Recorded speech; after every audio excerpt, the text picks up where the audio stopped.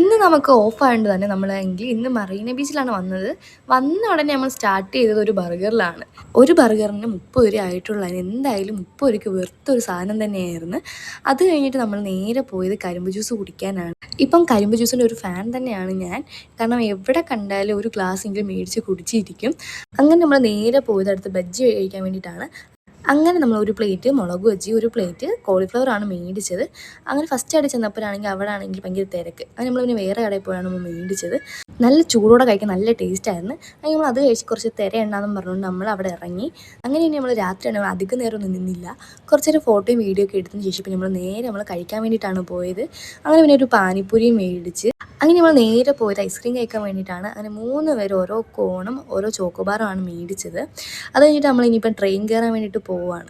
അങ്ങനെ നമ്മളെല്ലാം കഴിച്ച് നമ്മൾ പോകുന്ന വഴിക്കെങ്കിലും ആണെങ്കിൽ പോത്ത് ഇപ്പുണ്ടായിരുന്നു. അപ്പോൾ അതിനെ പിടിക്കാൻ വേണ്ടി ആൾക്കാർ നിൽക്കുമായിരുന്നു. അപ്പോൾ നമ്മൾ വിചാരിച്ചു അത് നമ്മുടെ പുറകെ ഓടിയെന്ന്. അങ്ങനെ നമ്മൾ പേടിച്ച് ഓടിയിട്ടുണ്ടായിരുന്നു.